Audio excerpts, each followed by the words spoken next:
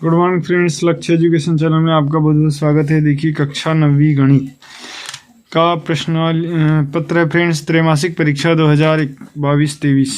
ठीक है, देख लीजिए यहाँ पर पूरा प्रश्न पत्र है ये। और यदि आपने चैनल पर पहली बार आए हो, चैनल को सब्सक्राइब नहीं किए हो, तो प्लीज़ चैनल को सब्सक्राइब जरूर कर ले, ताकि इसी प्रकार के महत्वपूर्ण सवाल प्रश्न पत्र आप तक पहुँच सके। ठीक है फ्रेंड्स, तो ये पूरा प्रश्न पत्र है आपके सामने, तो आप पूरा प्रश्न पत्र को अच्छे से देख लीजिए। और मैं इनके पूरे सवालों के उत्तर भी आपको इसी प्रश्न पत्र में हल कराऊंगा, तो इसीलिए बिना स्किप किए पूरा वीडियो देखें और चैनल को सब्सक्राइब कर ही जाइए।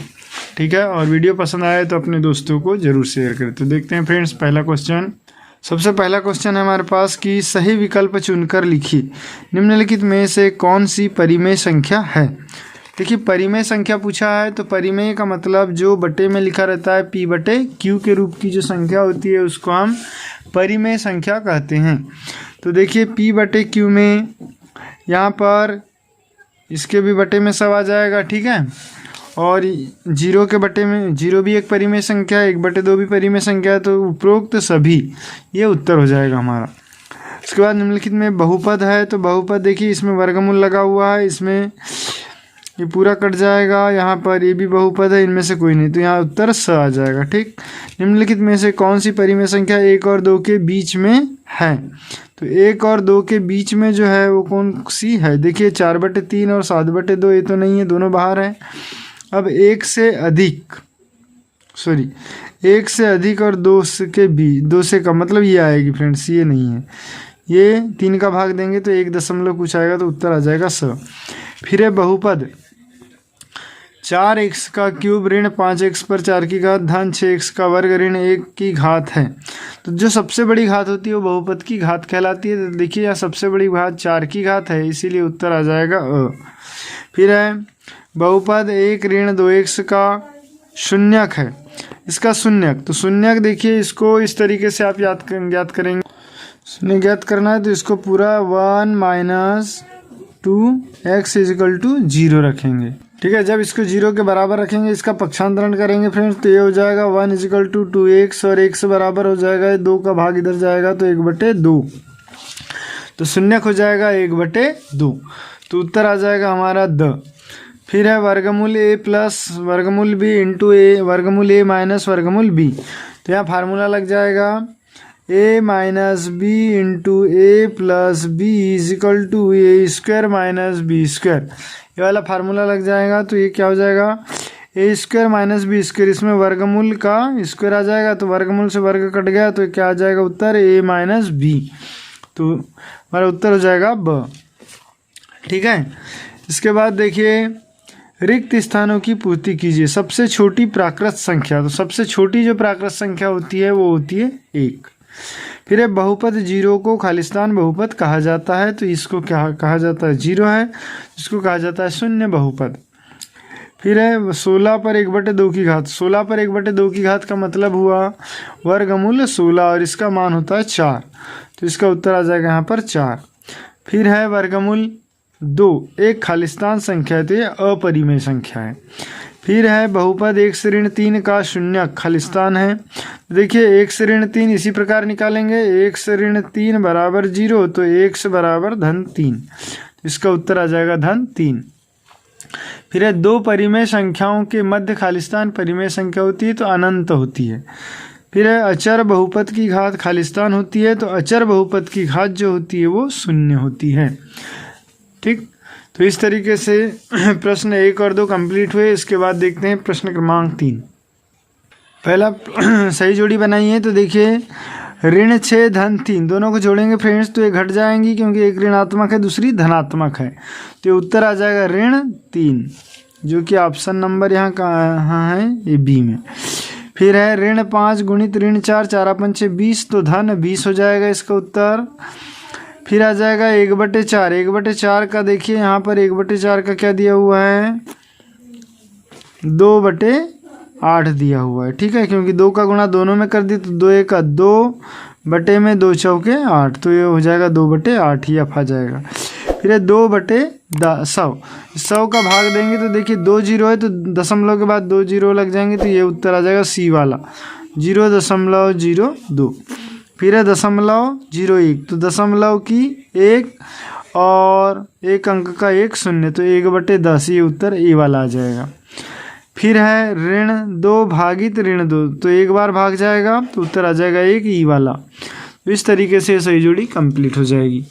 इसके बाद देखिए क्या लिखा है हमारे पास, प्रश्न क्रमांक 4, निम्नलिखित प्रश्नों के उत्तर एक शब्द या एक वाक्य में लिखिए। बहुपद 7x का वर्ग ऋण x³ धन 7x ऋण 4 की घात लिखिए। तो इसकी सबसे बड़ी घात जो है 3 की घात है, तो इसका उत्तर हो जाएगा 3। बहुपद की घात क्या होगी, 3 हो जाएगी।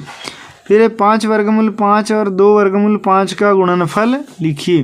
तो देखिए दोनों का गुणा कर दीजिए, 5 वर्गमूल 5 गुणित 2 वर्गमूल 5 बराबर, ये हो जाएगा देखिए 5 दूनी 10 और 5 वर्गमूल 5 गुणित वर्गमूल 5, तो ये हो जाएगा 5। ठीक, तो क्या हो जाएगा 10 गुणित 5 बराबर 50, तो उत्तर आ जाएगा 50। फिर है बहुपद x³ minus 3x² plus 2x plus 4 में x² का गुणांक लिखिए। इसमें x² का गुणांक बताना है हमको। तो देखिए x² का गुणांक क्या हो जाएगा, यहाँ पर x² का गुणांक है -3, तो उत्तर आ जाएगा -3। फिर 1/7 और 2/7 के बीच की एक परिमेय संख्या लिखिए। एक परिमेय संख्या लिखना है, तो यहाँ पर देखिए दोनों को जोड़ के 2 का भाग दे दीजिए। तो दोनों को यदि जोड़ते हैं तो लघुत्तम आ जाएगा इनका 7 और ये 3/7 हो जाएगा, और इसमें 2 का भाग देंगे मतलब बटे में 2 कर देंगे, तो ये हो गया 3/14 उत्तर। तो एक परिमेय संख्या क्या हो जाएगी, 3/14। फिर है ऋण 3 से छोटा कोई एक पूर्णांक लिखिए। तो ऋण 3 से छोटा होगा ऋण 4, ठीक है, या ऋण 5 ऋण 6, ये इससे छोटे होते जाएंगे। फिर क्या 0 एक परिमेय संख्या है, तो इसका उत्तर हो जाएगा हाँ 0 एक परिमेय संख्या है, क्योंकि 0 के बटे में 1 लिख दें या 0 के बटे में 2 लिख दें तो ये p/q के रूप की हो गई, और इसीलिए ये क्या होगी, एक परिमेय संख्या हो गई। फिर है 3 पर 0 की घात का मान लिखिए। तो देखिए किसी भी संख्या पर यदि 0 की घात होती है तो उसका मान हो जाता है 1, तो इसका उत्तर हो जाएगा 1। ठीक, अब फ्रेंड्स सत्य असत्य छाटिए। तो सत्य असत्य में देखिए प्रश्न क्रमांक पहला लिखा है 3 वर्गमूल 5 एक परिमेय संख्या है, तो ये गलत है, क्योंकि वर्गमूल जो संख्या होती है वो अपरिमेय होती है। अपरिमेय कौन सी संख्या होती है, अपरिमेय, तो ये वर्गमूल 5 है, तो ये भी क्या होगा, अपरिमेय। फिर है बहुपद 2x धन 5 में अचर पद 5 है, तो ये बिल्कुल सत्य है, तो दूसरा हो जाएगा सत्य। पहला हो गया असत्य, दूसरा हो गया सत्य। फिर है एक अपरिमेय संख्या का दशमलव प्रसार अनवसानी अनावृत्ति होता है। तो जो अपरिमेय संख्या का जो दशमलव प्रसार होता है अनवसानी अनावृत्ति होता है, सत्य है। फिर प्रत्येक प्राकृत संख्या एक पूर्ण संख्या होती है, ये भी सत्य है। फिर है प्रत्येक पूर्ण संख्या एक धनात्मक पूर्णांक होती है। क्या लिखा है, प्रत्येक पूर्ण संख्या एक धनात्मक पूर्णांक होती है, ये भी सत्य है। फिर है प्रत्येक परिमेय संख्या एक पूर्णांक होती है। तो जो परिमेय संख्या होती है एक पूर्णांक भी होती है, ये भी देखिए सभी के सभी परिमेय संख्या एक पूर्णांक होती है, तो ये असत्य हो जाएगा। ठीक है, तो ये फ्रेंड्स ये हमारे ऑब्जेक्टिव सवाल कंप्लीट हुए। इसके बाद देखिए यहाँ आपके समक्ष क्वेश्चन दिए हुए हैं, खाली बॉक्स में लिखिए 345 गुणित 5, इनका गुणा करके आपको लिखना है ये। यदि आप इनका भी हल चाहते हैं तो कमेंट्स में ज़रूर लिखें कि आपको कौन से सवाल नहीं बन रहे हैं, और उनका मैं परीक्षा के पहले इनका वीडियो बनाकर आपको पूरे सवालों का हल मैं बता दूंगा। ठीक है फ्रेंड्स, तो एक बार आप पूरा प्रश्न देख लीजिए। कोई प्रश्न आपसे छूट रहा है तो उसको वीडियो को रोककर या स्क्रीनशॉट लेकर उन प्रश्नों को आप निशान लगा लीजिए और उनको हल कीजिए, और हल नहीं हो रहे होंगे तो आप कमेंट्स में ज़रूर लिखें, मैं उनका हल आपको प्रोवाइड करा दूंगा। तो वीडियो पसंद आ रहा हो तो प्लीज़ इसे लाइक कर ले, चैनल को सब्सक्राइब करें, तब बेल आइकन की घंटी को ज़रूर प्रेस करें। ठीक है फ्रेंड्स, थैंक्स फॉर वॉचिंग।